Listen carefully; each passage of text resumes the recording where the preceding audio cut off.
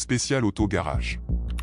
Société de la maintenance automobile et de la distribution des pièces des rechanges et véhicules multimarques en République démocratique du Congo.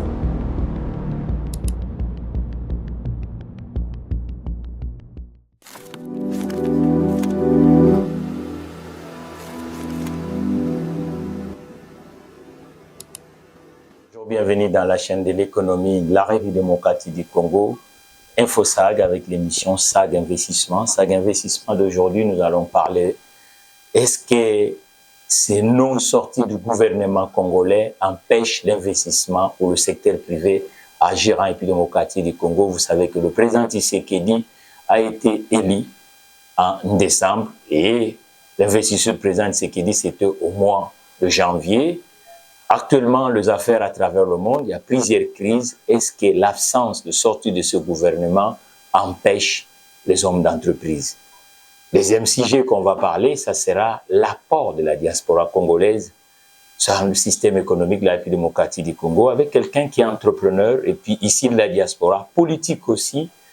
Monsieur est en face de nous. Il va vous dire le même, comment il s'appelle, avec ses sacs d'investissement d'aujourd'hui. Bonjour, monsieur. Bonjour, messieurs les journalistes, monsieur l'entrepreneur Takizala. Merci de m'avoir donné la parole. Je m'appelle monsieur Charles Bamana. Charles Bamana, j'ai plusieurs casquettes. Aujourd'hui, je suis venu parler économie, je suis venu parler business. Je suis aussi entrepreneur ici chez nous au Congo, dans le domaine de location de services. Je suis aussi à la tête d'une ONG de développement, Ensemble pour l'environnement. Et aussi, je suis aussi politique et bientôt chef d'un grand parti politique qui va aussi exercer dans le cadre du développement. Mais aujourd'hui, je suis invité en tant qu'entrepreneur pour parler affaires. Qui dit affaires, dit économie, dit business. Je suis à votre disposition. Monsieur Charles, nous sommes au mois de presque juillet, parce que nous sommes déjà le 22, le premier semestre vient de passer. Est-ce que l'absence d'un gouvernement politique en République démocratique Congo n'empêche pas-il l'investissement ou l'entreprise à s'exprimer? Ouais, merci de votre question. Pour le cas particulier du Congo, donc l'absence du gouvernement nouvellement investi empêche les investissements. Donc, selon le cas du Congo, selon nos lois, dès que le gouvernement n'est pas encore sorti, toutes les grandes affaires, les grandes décisions sont suspendues. Donc, le gouvernement actuel sortant est en train d'expédier les affaires courantes. Qui dit affaires courantes sont les affaires qui passent du jour au jour. Et les grandes décisions doivent être réservées à un gouvernement qui va sortir. Et du point de vue business, du point de vue affaires, s'il y a des grands dossiers, s'il y a les grands contrats, je ne pense pas que ces contrats seront signés. Tout sera suspendu en attendant le gouvernement qui va sortir. Mais cela n'empêche qu'il y a ce qu'on appelle chez nous ici la continuité du gouvernement, ou soit la continuité des services publics. Quand il y a un gouvernement qui sort, il y a l'autre qui va assurer les affaires courantes. Donc, tu peux amener tes affaires, ils seront traités, mais les grandes décisions seront toujours renvoyées ou en attente d'un gouvernement qui aura l'impérium, celui qui aura le pouvoir de décider. Donc nous pensons que dans le cas actuel, parce que ce sont nos lois, et comme vous voyez très bien, dans d'autres cieux, le fait qu'il y ait le gouvernement, qu'il n'y ait pas le gouvernement, le pays doit fonctionner et les affaires doivent continuer. On peut prendre le cas de Belgique. La Belgique, il y a dans le passé récent, ils ont fait plus de 6 mois. Il n'y avait pas le gouvernement, mais le pays tournait comme si rien n'était. Donc chez nous ici, nous devons aussi copier.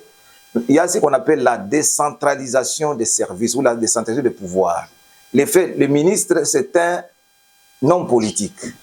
Mais il y a ce qu'on appelle le secrétariat, comme chez nous ici, nous avons les secrétariats généraux. L'administration. L'administration. Qui est le gouvernement, qui n'est pas le gouvernement, l'administration devait continuer. C'est eux qui devaient gérer. Mais comme chez nous ici, on nous a mal habitués, tout ça doit être donné, tout doit aller avoir l'aval du gouvernement. C'est pourquoi tu vois, le pays est un peu suspendu. Mais je pense que ce n'est pas un problème dans le cas actuel. Il y a toujours les affaires courantes. L'année a 12 mois. Nous sommes déjà dans le 6e mois. Le président a été élu sur le 2e mandat. Le 2e mandat, il a mis ses marqueurs. Mais nous voyons qu'il y a 6 mois. Et si nous regardons bien, vous êtes politique. Aujourd'hui, vous pouvez nous dire qu'est-ce qui bloque? Ce qui bloque, c'est quoi? Vous savez, dans la conjoncture actuelle, 6 mois sont les 6 mois de gâchis, sont les 6 mois perdus. Le premier mandat, 7 mois, on avait perdu. Donc, le président a 5 ans. S'il prend d'abord 6 mois ou 7 mois qui seront perdus, si c'était manque à gagner pour lui-même et pour la République, parce que la République n'a pas tourné. Donc, la République a été suspendue par manque d'un gouvernement. Qu'est-ce qui bloque? Mais je pense que le problème qui nous pose chez nous, c'est le problème de la classe politique et le problème de nos lois. Nous avons dit pour qu'il y ait un gouvernement, il faut qu'il y ait une majorité qui se dégage. Et comme chez nous, vous savez, la majorité, elle n'est pas, elle est plurielle. Donc, elle est multifonctionnelle. Ce sont des petits partis qui forment la majorité. Et vous savez, la culture chez nous au Congo, cette majorité, quand ils viennent dans un gouvernement ou quand ils viennent dans une coalition, tous ils attendent ce qu'on appelle le partage des gâteaux. Donc, ils ne viennent pas parce qu'ils veulent servir le pays, mais parce qu'ils attendent que si j'ai 3 ministres, et si j'ai 3 députés, si j'ai 5 députés, en retour, je dois aussi avoir ma part des gâteaux. C'est ça ce qui rend difficile. Donc, la gestion est devenue dans cette façon, pour vous dire gâteau. Gâteau, ça signifie quoi? Gâteau, c'est le partage de pouvoir. Donc, si vous appelez, nous avons 500 députés. Le pouvoir politique. Nous avons 500 députés. Celui qui a la majorité, c'est celui qui va former le gouvernement. Et vous savez, aucun parti n'a eu la majorité, y compris l'UDPS, le parti présidentiel. Donc, ils doivent coaliser avec les autres. Si vous voulez que les gens viennent dans votre coalition, vous devez leur promettre quelque chose. Quelque chose, c'est-à-dire quoi? Quelques postes ministériels, quelques postes dans les entreprises publiques, quelques postes dans les diplomaties. Et pour les négociations, là, ça prend du temps. Et c'est ainsi que pour parvenir à avoir un compromis, ça a pris le temps que ça va prendre. Et c'est ainsi qu'il voit que les choses... Mais comment on peut récupérer ces 6 mois dans le terrain de bilan comptable d'une entreprise? Parce que vous êtes chef d'entreprise, vous savez qu'une entreprise, il a des frais fixes, et surtout que dans des pays comme la nôtre, vous savez que la banque n'est pas vraiment à côté des entrepreneurs. Si on était dans des pays développés, lorsque l'entreprise ne fait pas le chiffre d'affaires, il y a ce qu'on appelle une trésorerie avancée de découverte. C'est-à-dire que la banque peut supplier à l'entreprise ou à l'entrepreneur le frais fixe et lorsque ça va venir, automatiquement, il peut compenser. Mais quand vous dites que c'est parce que le politique, mais est-ce que le politique regarde aussi les investisseurs? Parce que les investisseurs, ce sont des alliés de politique. Lorsque les investisseurs n'ont pas de frais fixes, est-ce que l'économie peut bouger?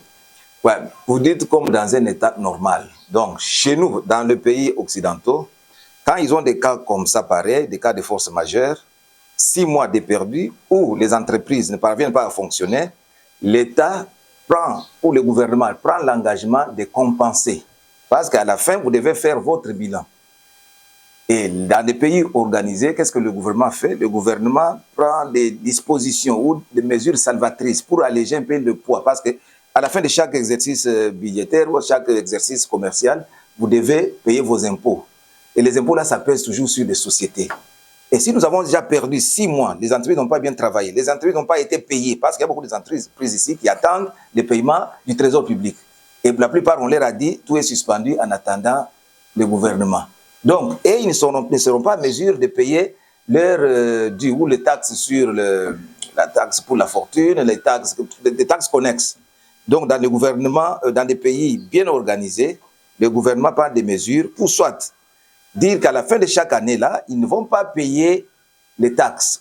Ils auront ce qu'on appelle des exonérations. On va les exonérer pour leur permettre qu'il n'y ait pas beaucoup de charges sur eux parce qu'ils n'ont pas beaucoup de travail pendant 6 mois. Mais tout ça, cette décision doit être prise par les politiques, par un gouvernement. C'est le gouvernement qui doit prendre cette décision. Je pense que dans le cas actuel du Congo, comme nous avons perdu 6 mois, tout a été suspendu. Les entreprises sont aussi victimes de cette décision-là. Moi, je pense qu'il serait responsable qu'à la fin de l'année commerciale ou budgétaire, que le gouvernement puisse prendre une mesure salvatrice pour un peu alléger la tâche, alléger la tâche ou la charge aux entreprises. Soit leur demander de ne pas payer, soit 1 mois de taxes. Vous ne voyez pas qu'il n'y a pas que question de taxes, il y a aussi question de chiffre d'affaires. Est-ce que vous, à la place aujourd'hui, on vous fait, parce que le gouvernement, aujourd'hui, au niveau du Parlement, là-bas, on voit que le bureau définitif, on va le connaître aujourd'hui, parce qu'ils attendaient le bureau définitif. Les élections se passent pour le bureau définitif. Alors aujourd'hui, on dit, voilà, M. Charles, on l'a nommé ministre de l'économie, en charge de l'économie et de l'investissement. Vous allez faire comment pour faire avancer les entreprises qui ont perdu les 6 mois, parce qu'ils ont perdu les entrées? Est-ce qu'il y aura un plan? Ouais, mais moi, je pense que si moi j'étais à la place, moi, je viendrais avec ce plan ici pour 6 mois déjà perdus. Donc, je viendrai avec un plan bien concret, c'est-à-dire pour les entreprises qui payent leurs taxes ou leurs redévances, je vais leur alléger la taxe en leur donnant peut-être 1 mois de surprise. Comme chez nous, vous avez le 12e mois. 12e mois. Le 12e mois, c'est dans les entreprises qui sont florissantes. 13e mois ou 13e mois. Maintenant, pour les sociétés commerciales qui ont perdu aussi 6 mois, ils ont perdu. Moi, en tant que gouvernement, je vais leur dire, au lieu de payer vos taxes à la fin du mois de décembre, vous allez les payer soit peut-être 2 mois avec retard. Donc, ça va leur permettre de s'organiser, peut-être d'un peu de récupérer. Ou soit, avec un État aussi responsable, il donne aussi... On ne sommes pas dans un État-providence, mais l'État aussi est là pour aider les... Est-ce qu'aujourd'hui, avec le système économique congolais, on voit que l'informel est le maître, est-ce que l'État ne peut pas créer ce qu'on appelle nos carèmes de commandes étatiques? Parce qu'ils ont perdu chiffre d'affaires, il n'y a pas des entrées, l'informel domine. Vous arrivez au ministère de l'économie, on peut, parce qu'à l'époque de Covid-19 et la grande crise, on a vu qu'il y avait ce qu'on appelle le chômage partiel. Et il y avait aussi, par exemple, le crédit destiné aux entreprises à taux zéro, et il y avait un carnet de commandes. C'est-à-dire que l'État va donner un peu de travail à disposition des entreprises pour que les entreprises se relancent. Parce que là, les entreprises sont en veille. Ben, c'est ce que vous dites. Tu vois, vous connaissez bien la trésorerie chez nous ici. Notre trésor ne maximise pas beaucoup d'argent, beaucoup de recettes. Il y a seulement que certains secteurs qui nous approvisionnent. Beaucoup de gens ne payent pas les impôts. C'est pourquoi vous voyez que la trésorerie du Congo ne bénéficie pas. Nous avons notre budget toujours, où notre compte, où notre balance elle est faible. Je pense que le gouvernement responsable, ils ne vont pas prendre les mesures par plaisir de les prendre. Ils vont aussi voir ce qu'ils ont dans leur trésor. Et s'ils prennent des mesures pour les prendre, ils seront asphyxiés eux-mêmes. Donc il faut balancer les deux. Les entreprises ont perdu. D'un côté, le gouvernement n'a pas assez, la balance est plus faible et ses stocks sont faibles. C'est qu'il faut prendre des mesures, il faut un peu balancer. On voit par exemple quand le président Trump est arrivé, je vous relance, le président Trump arrive, il voit que les entreprises à l'intérieur des États-Unis avaient du mal. Qu'est-ce qu'ils ont fait? Ils bloquent les frontières.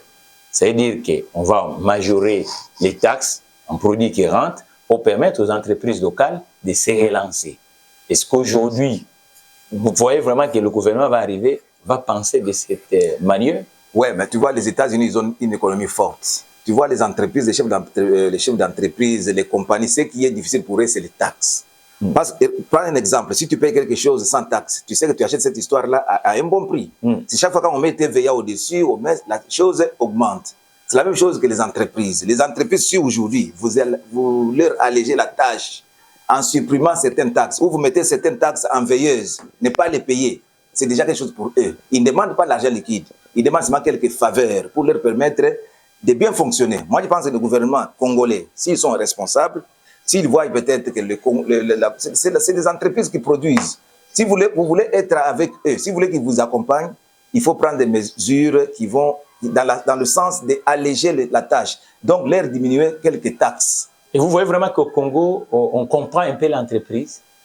Ils comprennent. Je pense que c'est la même chose. L'entreprise congolaise, elle est la même que partout. Mais nous sommes dans ce qu'on appelle dans les affaires, dans un environnement différent. L'environnement du Congo n'est pas le même environnement qu'en France, ou n'est pas le même environnement qu'ici, on peut prendre en Côte d'Ivoire. Chez nous, vous connaissez, tout est dans l'informel. Et l'État ne parvient pas à maximiser beaucoup de recettes. Donc, je pense qu'ils comprennent. Mais ce qu'ils peuvent faire, qu'ils prennent cette décision-là, salvatrice, seulement alléger la tâche aux entreprises. Ils ne demandent pas d'argent liquide. Parce que si on va aller pour leur donner des subventions, ça sera difficile parce que l'État n'a pas de moyens. Mais l'État, dans ses forces régaliennes ou régaliennes, l'État peut prendre la mesure de stopper ou soit de diminuer certaines taxes. Et cela, ça va aider les entreprises. Parce que si vous ne parvenez pas à payer certaines taxes, ça va vous aider peut-être d'augmenter votre chiffre d'affaires. L'argent que vous devez payer à l'État, vous faites quoi? Vous le gardez un peu pour augmenter. Mais quant à l'informel, parce que la concurrence pour les entreprises en République démocratique du Congo, elle est néfaste du moment où nous voyons que tout le secteur est du côté de l'informel. Qu'est-ce que l'État doit faire? Parce qu'on a perdu 6 mois, il faut faire de sorte que et les taxes et les entreprises retournent, ok, l'État puisse gagner. Et maintenant, qu'est-ce que vous pouvez proposer, vous comme entrepreneur politique, concernant, parce que là, on est en retard, les autres, les Ghanéens ont fait déjà 6 mois de travail, les Sénégalais, ainsi de suite. Nous, maintenant, il y a 6 mois concernant la problématique de la politique. Alors, au niveau de l'informel, qu'est-ce que l'État peut mettre en place pour que ça freine l'informel et que le travail retourne du côté de l'entreprise structurelle? Parce qu'il vient de perdre 6 mois. Moi, je pense que il n'y a pas eu de baguette magique. Le gouvernement ne viendra pas avec un bâton pour stopper l'informel. En stoppant l'informel directement, je pense que c'est un manque à gagner pour la population d'abord qui se débrouille, parce qu'en contrepartie, le gouvernement ne parvient pas à suppléer. Parce que s'ils vont stopper l'informel, aujourd'hui, l'État n'est pas en mesure de donner le travail. Donc, il faut laisser l'informel continuer, mais il faut encadrer l'informel. L'informel aussi peut contribuer au trésor, au budget du trésor. Il peut contribuer. Comment? Prenons le cas de l'informel chez nous ici, ce qu'on appelle les wewa, ceux qui se promènent. C'est de l'informel, les gens qui ont des motos. Ils font les taxis, là où les transports publics ne peuvent pas arriver. Mais ces gens-là, ils demandent, il faut les encadrer. On doit d'abord connaître leur nombre. Encadrer, c'est-à-dire quoi? On doit d'abord les identifier. Il faut leur donner les itinéraires. Et en contrepartie, eux aussi, ils doivent aussi payer une certaine taxe pour contribuer aussi au trésor. Ils doivent aussi contribuer. Parce qu'ils sont en train de rendre des services, en contrepartie, ils doivent payer. Donc, on ne doit pas leur dire, aujourd'hui, vous n'allez plus opérer soit à Gombe ou comme ça. Non. Moi, je pense que si vous faites comme ça, le gouvernement est incapable de leur donner la contrepartie et notre travail. Mais le gouvernement a besoin d'eux. Donc, il faut les encadrer, comment ils doivent opérer, leur donner certains itinéraires. Et de deux, et aussi en retour, il faut les identifier. Et quand on va les identifier, on va leur imposer une certaine taxe. La taxe là va profiter soit à l'État, à la mairie, à l'hôtel de ville. Ça, c'est un exemple palpant.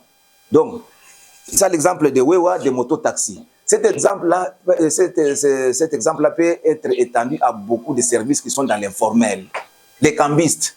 Les cambistes, ils sont en train de faire les monnaies d'échange. Ils font la spéculation. Ce qu'il faut faire, c'est quoi? Si vous les laissez comme ça, nous n'avons pas de banques qui peuvent accueillir tout le monde. Donc, il faut laisser peut-être les cambistes travailler. Il faut maintenant les identifier, un peu les cadrer avec certaines structures. En contrepartie, comme ils sont en train de rendre des services, un cambiste, il doit savoir qu'à la fin du mois ou à la fin du truc, je dois payer une taxe. Mais que la taxe doit aller dans la caisse de l'État. Parce qu'on doit maintenant digitaliser nos services pour que les taxes n'aillent pas dans les poches des gens. Prenons aussi l'informel. Ici, tout le monde fait les petits commerces. Nos mamans ici, dans Zeguida, partout là, il faut des petits commerces. C'est de l'informel. Il faut maintenant que ces mamans-là, qu'on les mette dans de bonnes conditions, qu'on puisse les enregistrer, qu'on puisse leur donner les étalages, qu'on les mette, vous devez vendre, les services d'hygiène. Ça, c'est ce que le gouvernement doit faire.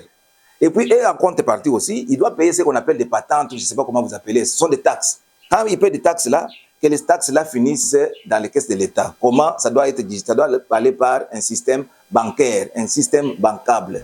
Ça, les exemples sont multiples. Donc, le gouvernement congolais, si vous voulez travailler avec des gens de l'informel, il faut les accompagner, il faut d'abord les identifier, les accompagner et leur donner certaines structures, certaines mesures. Il faut des mesures incitatives parce que quand vous voyez par exemple le secteur du bâtiment, il y a une dizaine ou une quinzaine d'années en France, était avec une concurrence déloyale, mais l'État, qu'est-ce qu'il avait fait en créant un nouveau statut pour permettre à tout ce qui est des informels, ça se verse dans la formalité. Par exemple, l'auto-entrepreneur, c'est-à-dire que celui-là, pour payer des taxes, il faut qu'il déclenche un chiffre d'affaires. Cela va permettre aux entreprises qui sont déjà dans le secteur et puissent avoir du travail. Parce qu'aujourd'hui, en tant qu'entrepreneur, vous savez bien que les entrepreneurs en démocratie du Congo ont un vrai problème d'avoir le marché parce que tout est du côté de l'informel. Quant à ça, vous êtes de la diaspora. Tous les États se construisent aussi avec cette partie qu'on appelle la diaspora. Depuis 1960 jusqu'à aujourd'hui, dans le terrain économique, quelles sont les contributions de la diaspora congolaise? On voit toujours entendre les sirènes de la politique ou parler de Lingwala. Maintenant, du côté de l'économie, vous laissez l'économie à d'autres diasporas, d'autres communautés en République démocratique du Congo, mais la diaspora d'affaires congolaise, nous dirons, ne les sent pas. Ouais, moi, je pense que notre diaspora, on doit la féliciter, surtout la diaspora congolaise. On ne peut pas parler de la diaspora du Nigeria ou d'autres pays, parce que la diaspora du Nigeria, ils ont donné autant de millions. Moi, je parle de la diaspora congolaise, où nous faisons partie. Ce sont des cas que nous avons vécus. Je pense que cette diaspora, s'il n'existait pas, ici au Congo, certaines familles allaient déjà disparaître.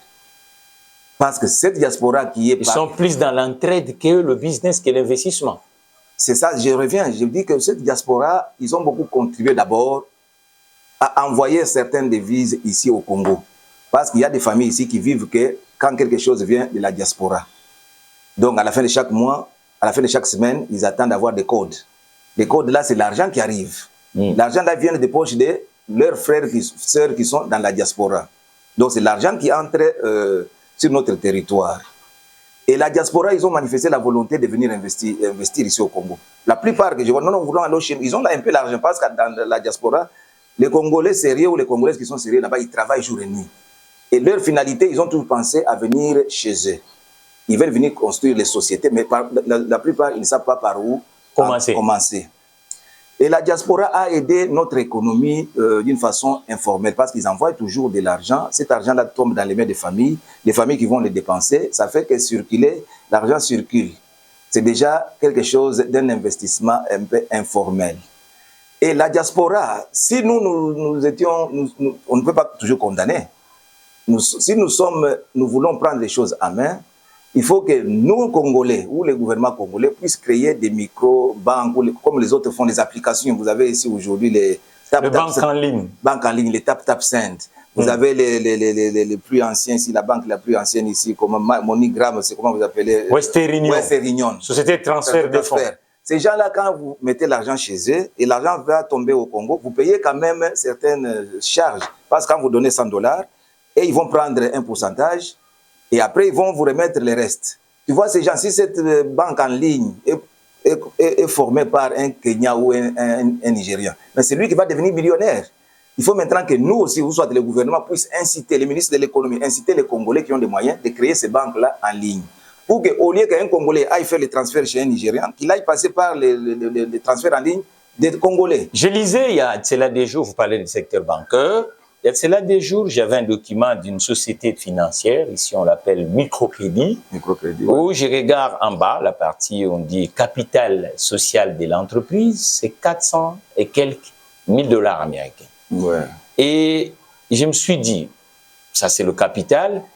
Est-ce que pourquoi la diaspora congolaise? Parce que quand vous regardez ces sociétés des microcrédits, la façon qui fonctionne avec nos mamans que vous avez étant protégées dans ce plateau des SAG Invest, et vous allez voir que le fonctionnement n'est pas correct. C'est un fonctionnement de prédation. Ouais. Le taux d'intérêt, ne parlons pas, il n'y a même pas de respect par rapport à ces agences économiques. Le durée des remboursements, n'importe quoi. Mais le capital est de 400 et quelques. Mais pourquoi notre diaspora n'arrive pas à comprendre et que dans cette société d'aujourd'hui, il faut avoir des sociétés financières telles que vous dites, en réunissant même la diaspora de Londres, la diaspora de Paris ou de la République française ou d'Allemagne, ainsi de suite, trouver par exemple 2 millions, 3 millions de $, américains et en créant même une société financière destinée à cette petite commerce artisanale.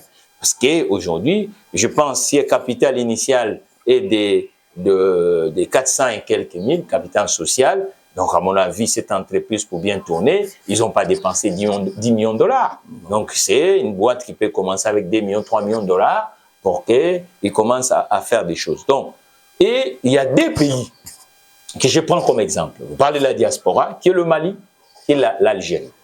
Vous avez parlé plus de ce qui est le transfert des fonds, mais eux, ils ont fait comment?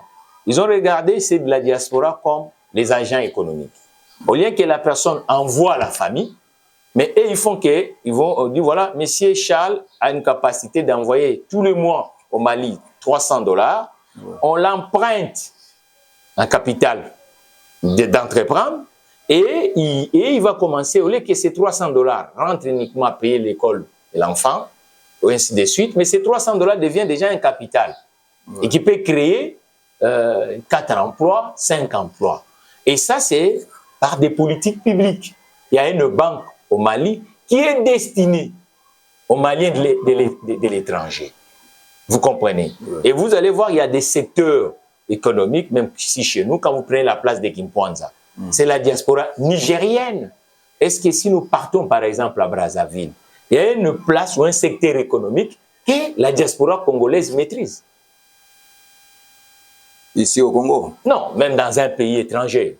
Mais il y a beaucoup de places. Le problème, c'est quoi? Nous partons à Bruxelles, la place... Matongé. Matongé, la place... 100% pas congolaise. Il y a les Indiens qui c'est stigmatisé congolaise. Quand vous voyez Matongé, on voit les Congo. Le Congo Kinshasa. Congo comme consommateur, pas Congo comme acteur. Parce que Château Rouge aussi, c'est Congolais qui est là. Ouais, mais Buckingham, chez toi, à Londres, ouais, c'est aussi Congolais qui est là. Chez Tottenham, on parle Congolais. Mais les Congolais, ils sont identifiés à cet espace géographique. Je pense que du point de vue affaires, business, win-win. Oui, les Congolais n'ont pas beaucoup profité de cette... De leur place, de leur implantation sur cette place, Matongé, Château Rouge, à Londres. Ils font des petits commerces, les cheveux, les salons de coiffure. Il y avait dans le temps certains Congolais compatriotes qui ont installé les banques de transfert. On avait Kin Service Express. Ils ont disparu. Bodak, tous ces gens-là, ils ont un peu disparu parce qu'ils n'ont pas eu d'accompagnement ou soit ils sont tombés. Il y avait même celui qui était le conseiller spécial en matière d'économie, le président Tshisekedi, qui avait une société de transfert. Ouais. Je ne le connais pas, mais ils sont tombés. Qui était le conseiller du président Tshisekedi qui vivait en Suisse? Ouais, la plupart, ils sont tombés en faillite. Moi, je pense que ce qui compte, c'est quoi? Le fait aussi de... Parce que dans les affaires, il faut aussi être propriétaire, ou soit chercher de contrôler l'environnement, ou ce qu'on appelle l'environnement. Nous allons regarder d'abord la publicité avec notre partenaire spécial Autogarage, qui est une entreprise qui est dans l'automobile, la distribution de pièces et la maintenance en République démocratique du Congo. Suivez. Le Toyota RAV4 équipé du système Toyota Safety 16 2 série vous offre un système pré-collision qui permet de veiller sur vous pendant que vous veillez sur les autres.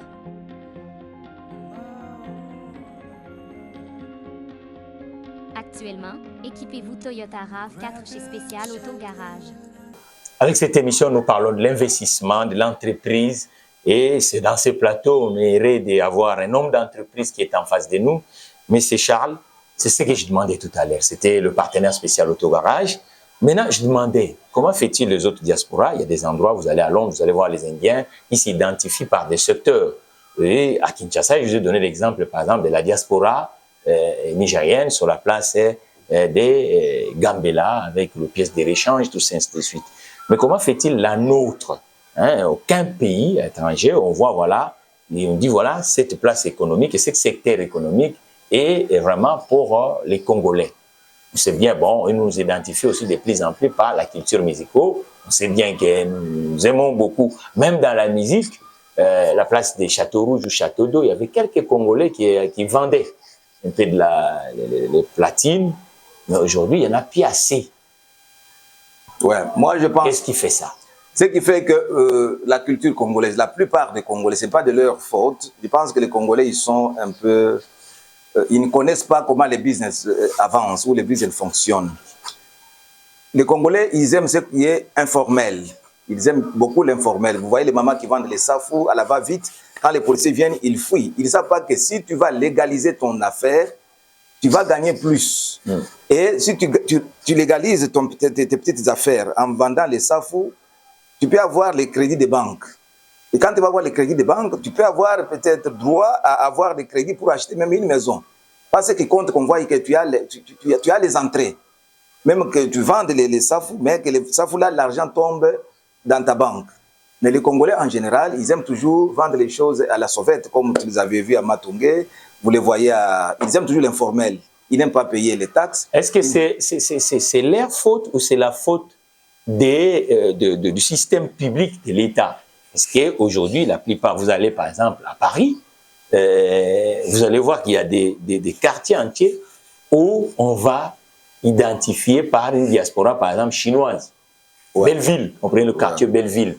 Vous allez voir que des Chinois sont là, dans le friperie, ainsi de suite. On identifie cette zone économique, on dit voilà, là-bas, ce sont les Chinois. Et ils se spécialisent sur quelque chose. Et ça, ce n'est pas uniquement d'une façon individuelle. Moi, pour moi, il y a aussi des politiques de leurs États. C'est-à-dire que, culturellement, l'État a une philosophie par rapport à sa diaspora. Est-ce qu'aujourd'hui, vous êtes en train de faire à la fois les affaires et la politique? Votre parti, bientôt, vous allez le montrer dans les espaces officiels de la République démocratique du Congo, je crois que c'est médias économiques, et sera aussi associé pour vous accompagner. Est-ce que vous voyez des gens qu'il y a vraiment une erreur? Qu'est-ce que vous proposez aujourd'hui en tant qu'homme d'affaires et qui rentre en politique par rapport à cet énorme manque à gagner?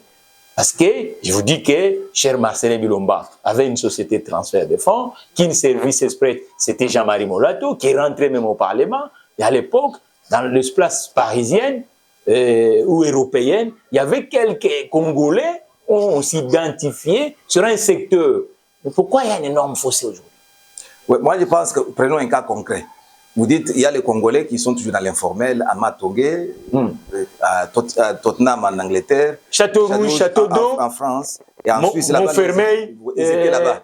Et les Congolais, comme j'ai dit, par les... Montreuil, le marché de Montreuil, on s'identifie à Paris. Nous ne pouvons pas prendre ça comme l'excuse. Vous voyez les Congolais là qui sont partis à la diaspora, ils doivent s'adapter. Ils doivent, comme on appelle, quand tu arrives dans un endroit, tu dois t'intégrer. Ils doivent s'intégrer. Nous ne sommes pas ici, nous sommes à Kassavubu, nous ne sommes pas à Kalam. Ils se retrouvent à Matongé, il y a des règles. Donc les Congolais, nous devons laisser notre façon de faire les choses. Quand vous vous trouvez dans la diaspora, essayez un peu de vous intégrer. Mais continuez avec nos propres manières que nous avons amenées de notre pays, au Congo, les transplanter à l'étranger. Donc si vous êtes à l'étranger, vous d'abord personnellement, essayez un peu de faire les choses aussi au vu de tout le monde. Quittez l'informel. Si vous avez votre salon de coiffure, essayez d'enregistrer votre salon de coiffure, que ça devienne une entreprise. Ne coupez pas les cheveux comme loisir. Coupe les cheveux comme... Tu peux vivre. Moi, je connais les Blancs qui vivent en ayant des salons de coiffure. C'est une entreprise, une activité économique. Mais nous ne prenons pas ça comme loisir. Tu viens là-bas, on te donne 30 €, tu mets dans la poche, tu pars. Non. Essaye de... Demande à ton... Nous avons des ambassades dans chaque pays. Je vais y arriver. Donc, normalement, le conseil économique de l'ambassade doit essayer de travailler avec... Je parle d'abord sur deux angles. Première solution, que nous, d'abord, les Congolais qui sommes dans la diaspora, essayons de nous intégrer, changeons les manières de faire les choses. À partir d'aujourd'hui, cherchons à faire les choses bien. Bien, c'est-à-dire quoi? Enregistre-nous comme une société. Tout ce que tu fais comme petite affaire, les garages. Parce que les Congolais, ils sont capables d'aller réparer les garages et réparer des voitures dans l'informel.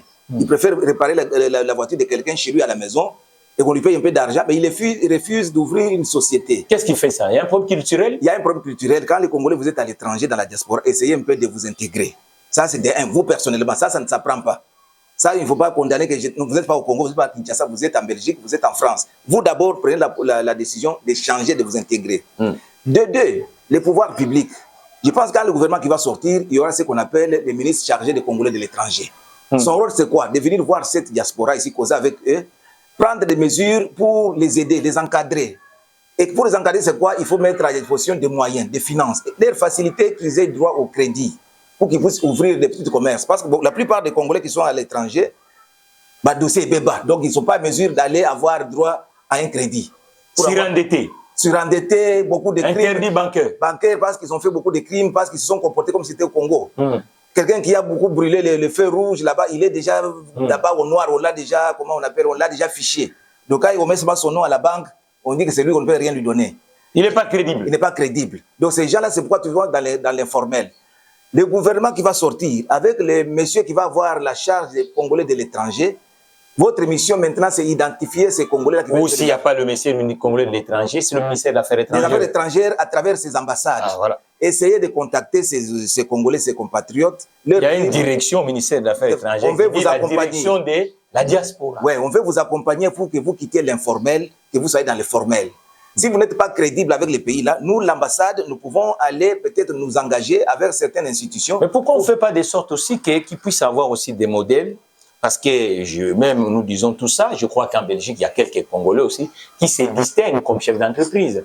Je crois qu'il faut maintenant faire de sorte qu'autour de ces chefs d'entreprise, que cette culture revienne à leurs compatriotes.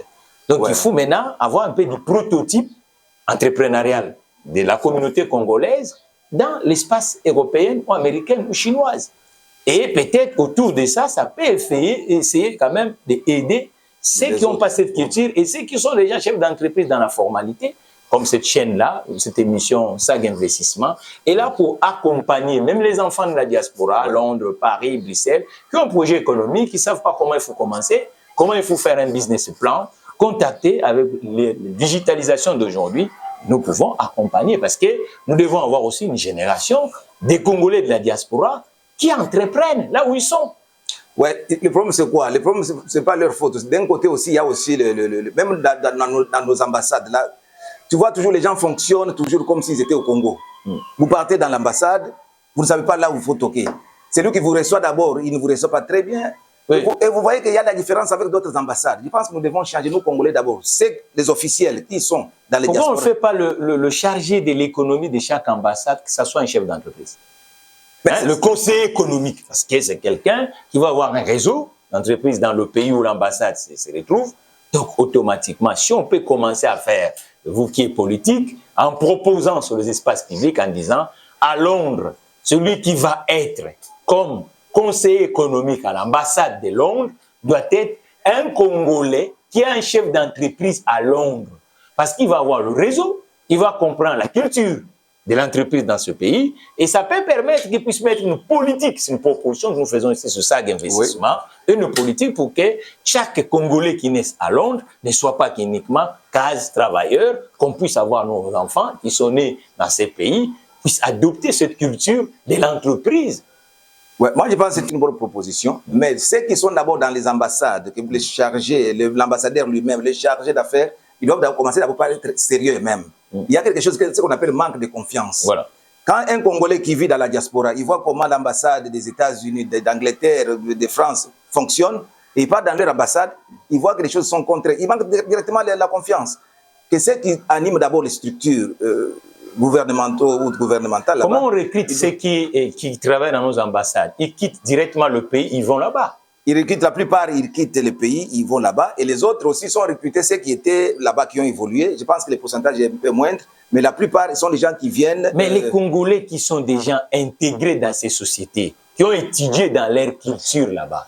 Vous imaginez, quelqu'un qui quitte Kinshasa, il va en Chine, il va apprendre d'abord la langue. La langue, oui. Et ça sera extrêmement difficile. Pourquoi on ne peut pas prendre un jeune Congolais qui a fait l'université en Chine, qui vit en Chine, et qu'on passe un concours, et ces gens-là peuvent travailler dans nos ambassades, parce que c'est avantageux pour la République démocratique du Congo. Au lieu de prendre toujours les gens qui sont à Kinshasa, les amener là-bas, il faut les installer.